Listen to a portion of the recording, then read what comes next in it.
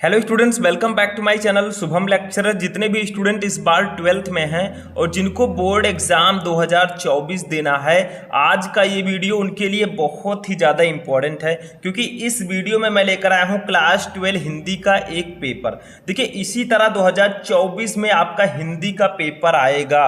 तो बहुत सारे स्टूडेंट कंफ्यूज थे, सर 2024 में 12th हिंदी का पेपर कैसा आएगा। तो इस वीडियो में मैं पूरे पेपर को बताऊंगा विथ सॉल्यूशन, यानी कि सॉल्यूशन के साथ मैं इस वीडियो में पूरा पेपर सॉल्व कराने वाला हूं। ठीक है, ये 2023-24 का पेपर है क्लास 12। पूर्णांक देखिए आपका 100 नंबर का रहेगा, यानी कि 100 नंबर का पूर्णांक रहेगा। दो खंड में आपका पूरा पेपर डिवाइड रहेगा, खंड का और खंड खा। ठीक है, तो बहुत ही इंपॉर्टेंट वीडियो है। अगर आप चाहते हैं कि मैं ऐसे ही सभी सब्जेक्ट की वीडियो लेकर आऊं, तो इस वीडियो को ज्यादा से ज्यादा लाइक कीजिए, चैनल पर नए चैनल को भी सब्सक्राइब कर लीजिए, ताकि समय पर आपको सभी वीडियो मिलते रहें। देखिए, समय आपके पास टोटल 3 घंटे 15 मिनट रहेंगे। पूर्णांक आपका 100 का रहेगा। ठीक है, जिसमें खंड का आपका 50 नंबर का रहेगा। इसमें हिंदी के बहुविकल्पीय प्रश्न, गद्यांश, पद्यांश, जीवन परिचय, कहानी, खंड काव्य, ये सब रहेंगे। ठीक है, और आपका खंड खा रहेगा, जिसमें संस्कृत और हिंदी व्याकरण रहेंगे। तो देखिए, सबसे पहले हम बात करते हैं खंड का की। देखिए यहां पर लिखा है खंड का। ठीक है, तो इसमें सबसे पहले 5 नंबर के हिंदी गद्य साहित्य के बहुविकल्पीय प्रश्न होंगे। ठीक, हिंदी गद्य साहित्य। उसके बाद 5 नंबर के हिंदी पद्य साहित्य के बहुविकल्पीय प्रश्न होंगे। टोटल 10 नंबर के बहुविकल्पीय प्रश्न स्टार्टिंग में रहेंगे। देखिए, सबसे फर्स्ट क्वेश्चन देखिए, शिक्षा का उद्देश्य निबंध के लेखक कौन है। ठीक है, आपके पास 4 ऑप्शन रहेंगे। जो सही ऑप्शन है उसको आपको लिखना है, एक एक नंबर का ये रहेगा, ध्यान रखिएगा। ठीक है, तो शिक्षा का उद्देश्य जो निबंध है, इसके लेखक है संपूर्णानंद जी। ठीक है, तो सेकंड ऑप्शन आपका राइट होगा। ऐसे देखिए, दूसरा क्वेश्चन है खा वाला हमारा। पूरा पेपर मैं सॉल्व कराऊंगा, टेंशन मत लीजिएगा। ठीक है, ऐसे ही पेपर आएगा, आप लोग सॉल्व करके पूरा आएंगे, और अब की बार हम 100 में 95 प्लस लेकर आएंगे। ठीक है, पूरी तैयारी मैं आपका कराऊंगा। इसीलिए मैंने आपसे बताया था, हमारा जो एप्लीकेशन है शुभम लेक्चरर, उसको डाउनलोड कर लीजिए प्ले स्टोर से। ठीक है, जाकर डाउनलोड कर लीजिए। उसमें बैच भी है, आप लोग बैच भी ज्वाइन कर सकते हैं। पूरी तैयारी अब की हमें आग लगा देनी है, 95% प्लस लेकर आना है। ठीक, खा देखिए लल्लू लाल की रचना है। इनमें से कौन सी रचना लल्लू लाल की है? तो देखिए, फर्स्ट है सुख सागर। इसका सही आंसर होगा option number second, Prem Sagar. इन चारों में से प्रेम सागर जो है, ये लल्लू लाल जी की रचना है। ठीक है, ऐसे तीसरा देखिए क्या है, पर्दा कहानी के लेखक हैं। पर्दा कहानी के लेखक कौन है? तो इसके लेखक हैं यशपाल जी। फोर्थ वाला ऑप्शन सही होगा। तो जो राइट आंसर है उसको आपको यहाँ पर लिखना होगा। ठीक है, ऐसे देखिए, घा वाला हमारा क्वेश्चन है, आवारा मसीहा के रचनाकार हैं। तो आवारा मसीहा के रचनाकार विष्णु प्रभाकर जी हैं। फर्स्ट वाला ऑप्शन राइट होगा। ठीक, ऐसे एक क्वेश्चन और रहेगा हमारा हिंदी गद्य साहित्य के इतिहास से, बाण भट्ट की आत्मकथा के लेखक कौन है? तो इसके लेखक हैं हजारी प्रसाद द्विवेदी जी। ठीक, तो इसका सबसे अच्छा उपाय ये है कि जितने भी लेखक आपके हिंदी में है, उनका जीवन परिचय अच्छे से याद कर लीजिए, उनकी रचनाएं याद कर लीजिए, उनसे रिलेटेड भी ऑब्जेक्टिव क्वेश्चन ज्यादातर आते हैं। तो ये 5 नंबर के हिंदी गद्य साहित्य के बहुविकल्पीय प्रश्न हुए।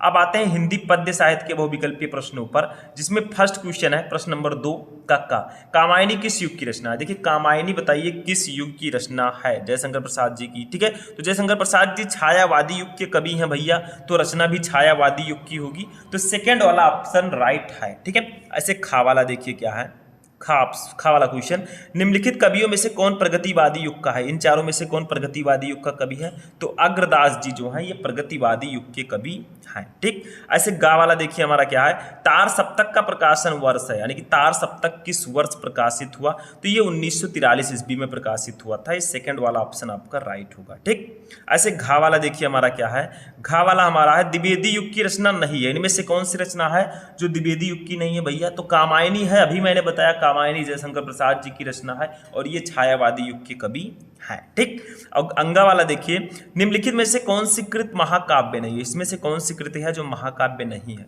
तो रामचरितमानस है, साकेत है, पद्मावत है, बट जो मामा है, ये रचना महाकाव्य नहीं है। तो ये टोटल 10 नंबर के बहुविकल्पीय प्रश्न हो चुके हैं। 10 नंबर के क्वेश्चन, अगर आपको पूरा नंबर लाना है भैया, तो ज़्यादा से ज़्यादा ऑब्जेक्टिव क्वेश्चंस पढ़ना होगा। ठीक है, ऐसे देखिए आगे तीसरा क्वेश्चन देखते हैं। तीसरा क्वेश्चन जो हमारा है, ये हिंदी गद्यांश होगा। ठीक है, 10 नंबर का ये रहेगा, मतलब इसमें कुछ खास नहीं है। देखिए, दिए गए गद्यांश पर आधारित निम्नलिखित प्रश्नों के उत्तर दीजिए। आपको एक बड़ा सा या इतना बड़ा गद्यांश दे दिया गया। ठीक है, इसके नीचे 5 क्वेश्चन रहेंगे इसी गद्यांश से रिलेटेड। देखिए, फर्स्ट वाला है उपयुक्त गद्यांश के उपयुक्त गद्यांश का संदर्भ लिखिए। ठीक है।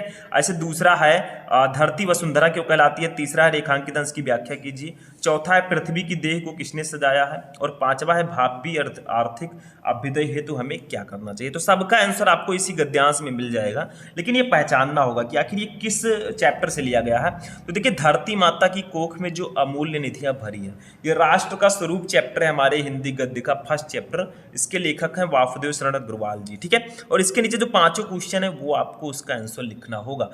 ज्यादातर क्वेश्चन का आंसर आपको इसी गद्यांश में मिल जाएगा।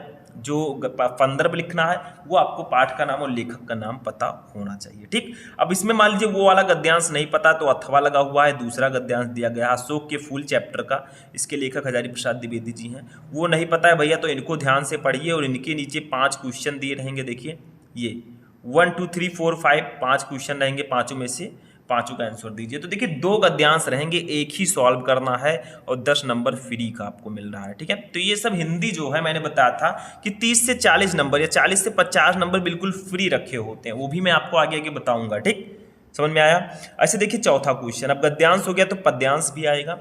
पद्यांश रहेगा हिंदी पद्य से, दिए गए पद्यांश पर आधारित निम्नलिखित प्रश्नों के उत्तर दीजिए, 10 नंबर का ये रहेगा, ठीक। ये देखिए एक पद्यांश दे दिया गया है, इसके नीचे 5 क्वेश्चन रहेगा, वही सेम प्रोसेस। देखिए पद्यांश है, इसके नीचे 5 क्वेश्चन है, 1 2 3 4 5, पांचों का आंसर दीजिए, 10 नंबर ले जाइए। एक क्वेश्चन के लिए 2 नंबर, ठीक है। अच्छा देखिए, मान लीजिए वो वाला नहीं पता है तो यहाँ पर ये वाला अथवा लगा है, लज्जाशील पथिक महिला जो कहीं दृष्टि आवे। देखिए पवन दूतिका से है, अयोध्या सिंह उपाध्याय जी ने इसको लिखा है, ठीक। इसके नीचे भी 5 क्वेश्चन रहेगा उसी पद्यांश से रिलेटेड, पांचों का आंसर दीजिए, 10 नंबर इसके लिए भी मिलेगा, ठीक। तो इसमें गद्यांश और पद्यांश के लिए 10 और 10 20 नंबर रहते हैं। बहुत इजी रहता है। इजी क्यों हो जाता है, क्योंकि यहाँ पर 2 ऑप्शन मिलते हैं, 2 रहेंगे, एक ही करना होगा। तो भैया 2 में से एक तो पता ही होगा हमें, ठीक। ऐसे देखिए पांचवा, अब आते हैं जीवन परिचय पर, साहित्यिक परिचय। निम्नलिखित में से किसी एक लेखक का साहित्यिक परिचय देते हुए उनकी प्रमुख कृतियों का उल्लेख कीजिए। साहित्यिक परिचय आपको लिखना है, 5 नंबर का ये रहेगा, ठीक। अब लेखक का नाम रहेगा, 3 लेखक आपको दिए जाएंगे, जैसे यहाँ पर हजारी प्रसाद द्विवेदी जी, एपीजे अब्दुल कलाम जी और वासुदेव शरण अग्रवाल जी, ठीक है। 3 रहेंगे। शब्द सीमा 80, यानी कि लगभग आपको 80 शब्दों में लिखना है, इससे कम नहीं होना चाहिए। 5 नंबर इसके लिए मिलेगा। तीनों में से किसी एक लेखक का साहित्यिक परिचय देकर उनकी कृतियों को लिखना है, और तीनों बहुत इंपॉर्टेंट है। हजारी प्रसाद द्विवेदी जी भी इंपॉर्टेंट है, वासुदेव शरण अग्रवाल जी भी इंपॉर्टेंट है, ठीक है। तो इन सबका याद कर लीजिएगा, दोनों बहुत इंपॉर्टेंट है। अब देखिए कवि का हो गया तो हमें लेखक का हो गया, अब कवियों का भी लिखना होगा। तो देखिए निम्नलिखित में से किसी एक कवि का साहित्यिक परिचय देते हुए उनकी कृतियों पर प्रकाश डालिए। अब लेखक का हो गया था भैया, तो अब कवि आ गए हैं, ठीक है। अब कवियों में से भी वही सेम प्रोसेस 80 शब्द में रहेगा। आपको 3 ऑप्शन दिए जाएंगे, first second third. Maithili Sharan Gupt, Sumitranandan Pant, Ramdhari Singh Dinkar, तीनों में से किसी एक का साहित्यिक परिचय देकर उनकी रचनाएं लिखनी है। 5 नंबर यहाँ पर भी क्लियर रहते हैं, ठीक। तो ये आपका हो गया जीवन परिचय, ठीक। 10 नंबर के जीवन परिचय टोटल आपको दिए जाएंगे। तो जीवन परिचय कौन से इंपॉर्टेंट है मैं आपको बताऊंगा, ठीक, आगे भी, और बता भी चुका हूं। देखिए क्वेश्चन नंबर 6 देखिए, कहानी पर आते हैं।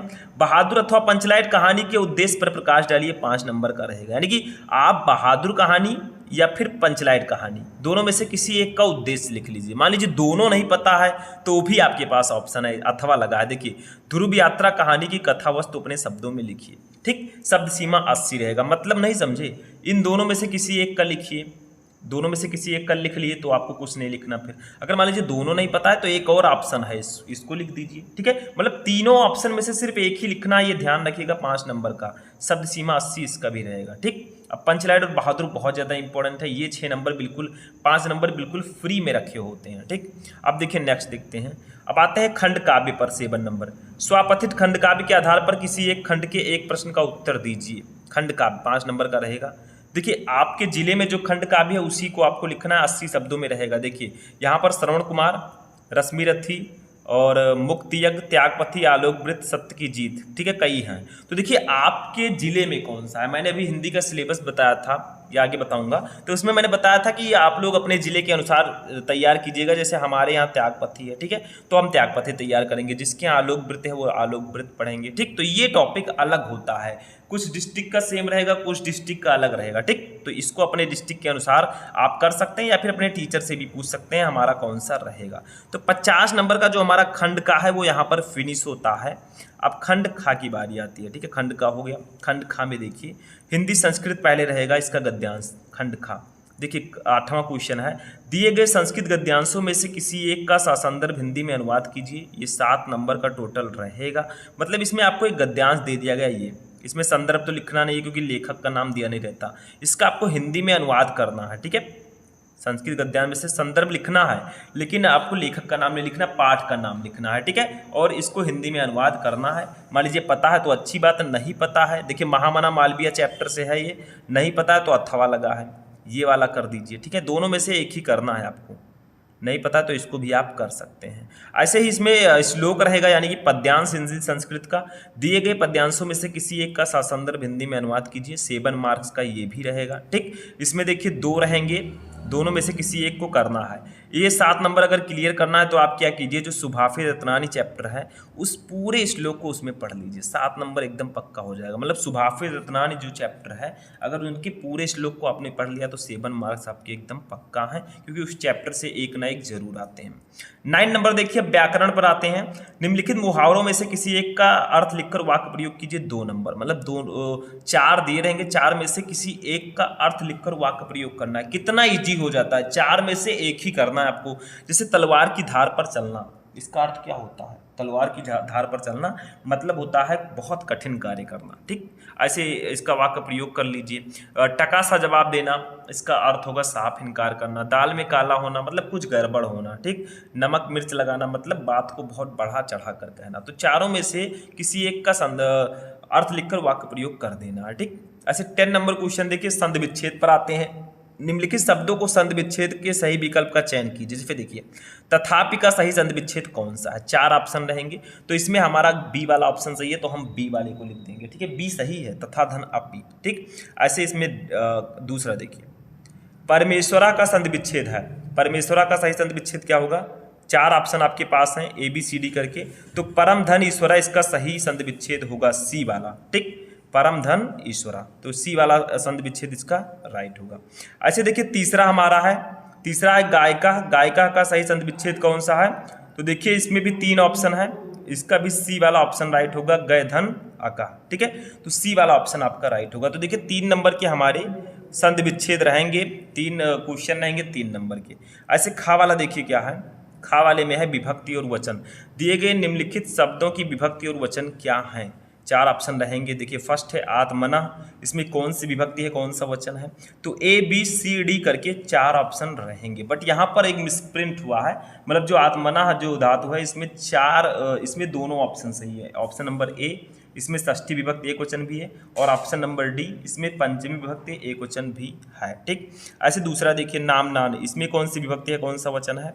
तो इसका राइट आंसर होगा ऑप्शन नंबर B, ठीक है। ऑप्शन नंबर कौन सा सही होगा इसका? सी वाला ऑप्शन राइट होगा, षष्ठी विभक्ति बहुवचन। यानी कि जो नाम नान है इसमें षष्ठी विभक्ति है और ये बहुवचन है, ठीक। अच्छा देखिए 11 नंबर क्वेश्चन, इसको हम बोलते हैं शब्द युग्म, मतलब 2 शब्दों का जोड़ा। मतलब आपको निम्नलिखित शब्द युग्मों में से सही अर्थ चयन करके आपको लिखना है। जैसे फर्स्ट है वसन व्यसन, तो इसका सही अर्थ बताना है कि सही अर्थ क्या होगा। जो पहले उसका अर्थ पहले होगा, जो बाद में है उसका मीनिंग बाद में होगा। तो इसका राइट आंसर हो जाएगा वस्त्र और आदत, सी वाला ऑप्शन राइट होगा। देखिए वसन का मतलब होता है वस्त्र और व्यसन का मतलब होता है आदत, तो ये राइट आंसर होगा, ठीक। ऐसे बी दूसरा देखिए क्या है, दूसरा है अंबुज अम्बुद, इसका सही आंसर क्या होगा? तो देखिए इसका सही आंसर हो जाएगा ऑप्शन नंबर सेकंड, ठीक है, बी जल और कमल, ठीक। अंबुज अम्बुद का सही अर्थ होगा, अंबुज का मतलब जल और इसका मतलब होता है कमल, ठीक है। तो इसका राइट आंसर हो जाएगा ऑप्शन नंबर बी जल और कमल। अच्छा देखिए खा वाला इसका क्या है, ये शब्द अर्थ है जिसको हम लोग पर्यायवाची शब्द भी बोलते हैं। निम्नलिखित शब्दों में से किसी एक शब्द के 2 अर्थ लिखिए। जैसे देखिए फर्स्ट है अंबर, अंबर को हम आकाश भी बोलते हैं, वस्त्र भी बोलते हैं, ठीक है, दोनों बोलते हैं। दूसरा देखिए पट, पट को हम क्या क्या बोलते हैं? पट को हम बोलते हैं देखिए पट को भी हम वस्त्र आकाश घूंघट कुछ भी बोल सकते हैं। मतलब 2-3 नाम आपको बताने हैं, 2 अर्थ लिखने। जैसे अंबर को आकाश वस्त्र बोलेंगे, पट को हम बोल सकते हैं वस्त्र आकाश, इसको भी बोल सकते हैं विधि, विधि का मतलब जैसे तरीका कानून, ठीक। नाग को हम क्या बोल सकते हैं? हाथी पर्वत। तो इसके पर्यायवाची शब्द होंगे, किसी एक का ही आपको 2 अर्थ लिखना है। ऐसे गा वाला देखिए क्या है, गा वाला हमारा निम्नलिखित वाक्यांशों के लिए एक शब्द का चयन करके लिखिए। जैसे देखिए फर्स्ट है जो आंखों के सामने हो, इसको एक शब्द में क्या कहेंगे बताइए? जो आंखों के सामने हो इसके एक शब्द में कहेंगे हम प्रत्यक्ष, ठीक है, बी वाला ऑप्शन इसका राइट होगा। जो आंखों के सामने हो उसको हम लोग बोलेंगे प्रत्यक्ष, डायरेक्टली, ठीक है। ऐसे दूसरा देखिए, जानने की इच्छा रखने वाला, जो जानने की इच्छा रखता है उसे जिज्ञासु बोलेंगे, सी वाला ऑप्शन आपका राइट होगा, ठीक। ऐसे ऐसे इसको जिज्ञासु बोलेंगे। नेक्स्ट देखिए हमारा क्या है, वाक्य संशोधन। इसमें क्या है देखिए, निम्नलिखित में से किन्हीं 2 वाक्यों को शुद्ध करके लिखिए, 2 नंबर के रहेंगे, मतलब 4 वाक्य आपको दिए जाएंगे, 2 को ही शुद्ध करना होगा, ठीक। देखिए, तुम तो कुर्सी पर बैठे हैं, देखिए इसमें गलती क्या है, इसमें गलती सिर्फ इतना है, तुम तो कुर्सी पर बैठे हो रहेगा, है नहीं रहेगा, ठीक, समझ में आया, तो हो कर दीजिएगा। दूसरा, इस सरोवर में अनेकों कमल खिले, इसमें गलती क्या है, अनेकों नहीं रहेगा, सिर्फ और सिर्फ अनेक रहेगा, क्योंकि अनेक खुद में बहुवचन है, ठीक। तीसरा देखिए, सम्मेलन में कवित्री ने भाग लिया, इसमें गलती कवित्री में है, कवित्री कुछ इस प्रकार से हम लिखते हैं, कवित्री, ठीक है, इतनी सी गलती थी। और चौथा देखिए, कृपया अनुमोदन करने की कृपा करें, तो देखिए इसमें कृपया हटा दीजिए, अनुमोदन करने की कृपा करें, क्योंकि कृपया और कृपा दोनों नहीं लिखेंगे हम, तो इसमें छोटी छोटी गलतियां होंगी, उसको सही करना होगा, बस 2 नंबर फ्री के इसमें मिलते हैं आपको। नेक्स्ट देखिए हमारा क्या है, रस छंद अलंकार पर आ जाते हैं। इसमें देखिए क्या रहेगा, पहले रस रहेगा, वीर रस अथवा हास्य रस का स्थायी भाव के साथ उदाहरण अथवा परिभाषा लिखिए, यानी कि आपको वीर रस या फिर हास्य रस दोनों में से किसी एक का परिभाषा के साथ उदाहरण लिखना, 2 नंबर मिलेगा। खा देखिए, श्लेष अथवा उत्प्रेक्षा अलंकार का लक्षण अथवा उदाहरण लिखिए, श्लेष और उत्प्रेक्षा अलंकार की परिभाषा और उदाहरण लिखनी है, 2 नंबर मिलेगा। गा देखिए, दोहा अथवा सोरठा छंद का मात्रक सहित लक्षण लिखिए, इसके लिए भी 2 नंबर, दोनों में से किसी एक का, ठीक। मात्रा भी आपको बतानी है, मात्रा की कितनी इसमें है, तो ये 6 नंबर आपके भी फ्री में रहते हैं, मतलब रस छंद अलंकार अगर पूरा पढ़ लिया तो 6 मार्क्स क्लियर, ठीक है। और इसको मैंने एक वीडियो में पढ़ा भी रखा है, आप लोग जाकर देख सकते हैं, बोलेंगे रस छंद अलंकार शुभम लेक्चरर, वीडियो मिल जाएगा, ठीक। नेक्स्ट देखिए 30 नंबर क्वेश्चन, ये है पत्र लेखन। देखिए, बैंक में खाता खोलने के लिए बैंक प्रबंधक को आवेदन पत्र लिखिए, 6 नंबर का रहेगा। पता है तो लिख दीजिए, नहीं पता है तो एक ऑप्शन और है, शहर में फैली संक्रामक बीमारी की तरफ जिलाधिकारी का ध्यान आकर्षित करने के लिए आवेदन पत्र लिखिए, दोनों में से किसी एक पर आपको पत्र लिखना होगा, ठीक है। 14 नंबर देखिए, जो हमारा लास्ट टॉपिक होगा, निबंध। निम्नलिखित विषयों में से किसी एक पर अपनी भाषा शैली में निबंध लिखिए, मतलब 5 ऑप्शन रहेंगे आपके पास, 9 मार्क्स ही आएंगे, first second third fourth fifth, 5 option रहेंगे, 5 में से किसी एक टॉपिक पर आपको निबंध लिखना है। जैसे मान लीजिए आप देश में बेरोजगारी की समस्या पर निबंध आपको पता है तो लिख लीजिए भैया। निबंध में मेन हेडिंग होता है, हेडिंग ध्यान से डालिएगा तभी आपको फुल मार्क्स मिलेंगे, ठीक है। तो ये था 12th हिंदी के पूरे 100 नंबर का क्वेश्चन पेपर। कैसा आएगा पेपर, पैटर्न आपका कैसा होगा इस बार, ठीक है। तो ये मैंने इस वीडियो में बताया। तो कैसा लगा आपको ये वीडियो अच्छा लगा तो वीडियो को लाइक कर दीजिएगा। चलिए मिलते हैं हम नेक्स्ट वीडियो में नेक्स्ट टॉपिक के साथ, तब तक के लिए जय हिंद।